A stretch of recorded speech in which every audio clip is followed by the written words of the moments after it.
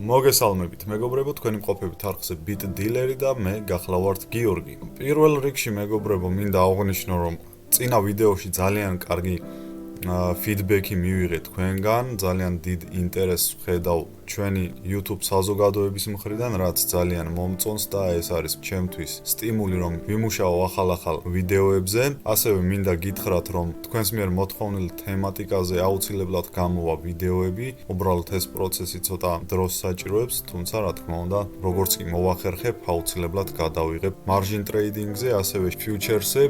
ეხლა გადავიდეთ უკვე კონკრეტულად ვიდეოს თემაზე. Michael Saylor-ი არაერთხელ მყავს ნახსენები ჩვენს ვიდეო ბლოგში. ძალიან ხშირად ვახსენებთ ხოლმე მას. აგვისტოს თვეში მან შეიძინა ბიტკოინი $200 მილიონ ღირებულების ბიტკოინი დაახლოებით $9,000 საშუალო ფასად, რის შემდეგაც უკვე თავისი კომპანიის შიდა აქტივებით შეიძინა $400 მილიონი ბიტკოინი $11,000 საშუალო ფასად და დაახლოებით 1 თუ 2 დღის წინ Michael Saylor-მა განაცხადა, რომ მან შეიძინა კიდევ დამატებით $640 მილიონი ბიტკოინი ზუსტად აი ამ რამოდენიმე დღის წინ დაახლოებით $22,000 საშუალო ფასად. მთლიანობაში MicroStrategy-ის მფლობელობაში ამ მომენტისთვის არის 70,470 ბიტკოინი. მათ მიერ ინვესტირებული იქნა მთლიანობაში $1,125 მილიონი, ხოლო ამ მომენტში მათ მიერ შეძენილი ყველა ბიტკოინის საერთო ღირებულება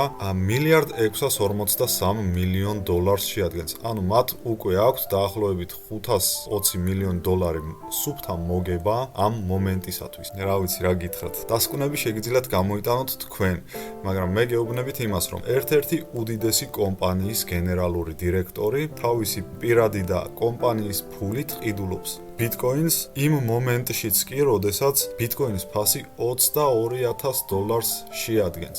ეს რაღაცას უნდა ნიშნავდეს, ჩემი აზრით. რა თქმა უნდა, არავის არაფრისკენ არ მოგიწოდებთ, მაგრამ მაინც იცოდეთ, რომ ბიტკოინის ნებისმიერ კორექციაზე ყიდვის შესაძლებლობა უკვე ნიშნავს, რომ ეს არის ძალიან კარგი შესაძლებლობა. იმიტომ რომ მომავალში ძნელი იქნება ანალოგიური ფასების ნახვა. ეხლა დაუბრუნდეთ ისევ Michael Saylor-ს და მან ცოტა ხნის წინ დადო ესეთი პოსტი Twitter-ში, რომელშიც ამბობს, რომ ფული გადაედინება ბიტკოინში, რადგან რისკები იმისა, რომ ფული გაუფასურდება, ძალიან მაღალი არის და იგი ამბობს, რომ ეს არ არის რალი და ეს არ არის ხაიპი კრიპტოვალუტების გარშემო, ეს არის უბრალოდ ჯაჭვური რეაქცია იმისა, რაც ხდება ჩვენ სამყაროში და 100%-ით ვეთანხმები Michael Saylor-ს, სწორედ ასე არის, იმიტომ რომ მხოლოდ 2020 წელს ამერიკის ფედერალურმა რეზერვმა დაბეჭდა $20 ტრილიონი თუ არ ვცდები, რაც შეადგენს მთლიან ისტორიაში დაბეჭდილი ფულის 25%-ს.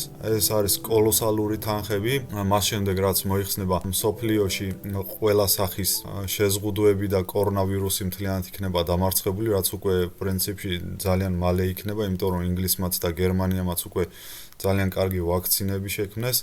სწორედ ამის შემდეგ უკვე მოხდება ამ ფულის რომელიც დაბეჭდა ამერიკამ და კიდევ როგორც გავიგეთ ამ დღეებში აპირებენ ისინი ყველა თავის მოქალაქეს $600 ეკვივალენტი დაურიგონ, ანუ კიდევ დამატებით $1 ტრილიონი დაბეჭდეს.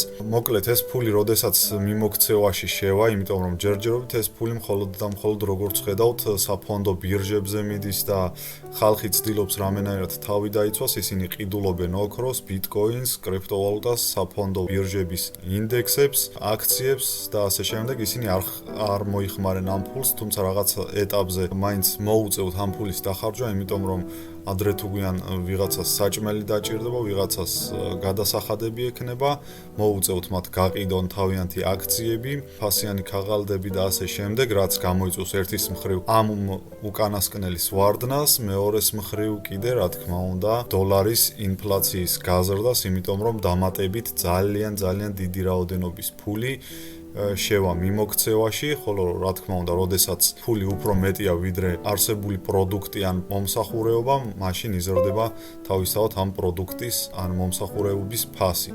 ასე რომ მეგობრებო, ბიტკოინში ფულის გადადინება არის ძალიან ლოგიკური და ძალიან ნორმალური პროცესი და მინდა კიდევ ერთ გარემოებას შევეხო. დღესდღეობით დედამიწაზე არსებობს დაახლოებით 45 თუ 50 მილიონი მილიონერი და ყველა მათგანს რომც მოუნდეს თითო ბიტკოინის ქონა, თეორიულადაც კი შეუძლებელია ასეთი რამ და პრაქტიკულად მით უმეტეს შეუძლებელია, იმიტომ რომ ძალიან ბევრი ბიტკოინი აქვთ შესყიდული არა მარტო ესეთ კომპანიებს როგორიც არის MicroStrategy და თავად Michael Saylor-ი, არამედ არიან ადამიანები, რა თქმა უნდა ჩვენთვის უცნობი არის ვინ არიან ისინი, მაგრამ არიან პიროვნებები, რომლებსაც აქვთ ანგარიშზე 100, 1000 ან 10000 ან 100000 ბიტკოინი არიან დიახ ასეთი ადამიანებიც, ვისაც ძალიან დიდი რაოდენობის ბიტკოინი აქვს და ისინი არ ყიდიან თავიანთ ბიტკოინებს, არც 2017 წელს არ ყიდიდნენ, არც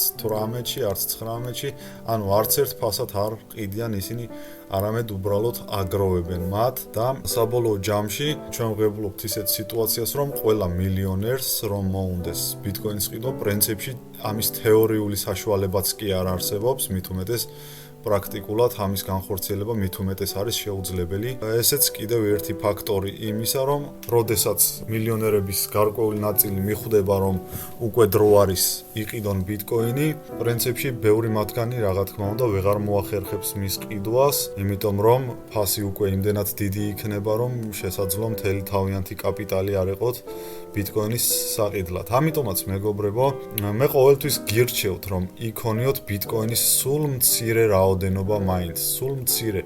იმის თქმა მინდა, რომ არის ერთ-ერთი ასეთი მილიონერი, რაულ პალი ქვია მას, იგი ფლობს ძალიან დიდი რაოდენობის ბიტკოინებს ასევე და სწორედ მან თქვა, რომ ღარიბ ადამიანებს ეხლა აქვთ საშუალება გახდნენ მდიდრებიო და ამაში გულისხმობდა სწორედ ბიტკოინს. დაწერეთ თქვენი აზრები კომენტარებში, როგორ ფიქრობთ, რატომ არიან ადამიანები ღარიბები და შეუძლიათ თუ არა ღარიბებს გახდნენ მდიდრები.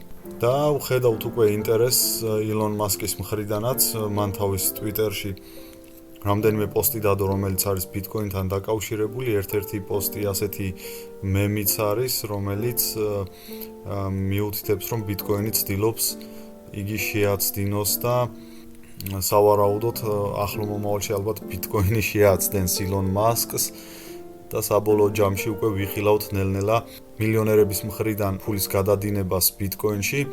სხვათა შორის ერთ-ერთ ტვიტზე ილონ მასკს უპასუხა Michael Saylor-მა, რომელმაც ურჩია მას შეიძინოს ბიტკოინი, რომლის შემდეგაც უკვე სხვა კომპანიები მიჰყვებიან მის მოდელს, რაც გამოიწვევს ბიტკოინის ფასის კოლოსალურ ზრდას, რაც იქნება ძალიან სასარგებლო ყველა მათგანისთვის. მოკლედ, მეგობრებო, როგორც ხედავთ, მილიარდერები განიხილავენ ბიტკოინს ტვიტერში, მილიარდერები ყიდულობენ ბიტკოინს იმ ფასად, რა ფასიც მას დღესდღეობით აქვს და მილიარდერები აგროვებენ, არ ყიდიან ბიტკოინს. ეს ყველაფერი გარკვეულ აზრებს წარმოქმნის ჩემს თავში, ამიტომაც დაწერეთ კომენტარებში, რას ფიქრობთ, არის თუ არა ბიტკოინის ყიდვა ამ ეტაპზე ძვირი. შელოდებით თუ არა თქვენ ბიტკოინის და კრიპტოვალუტების სამყაროში კიდევ დიდ ვარდნებს, მაგალითად 4000 და 5000 დოლარზე, თუ თქვენ თვლით, რომ ბიტკოინი მხოლოდ გაიზრდება და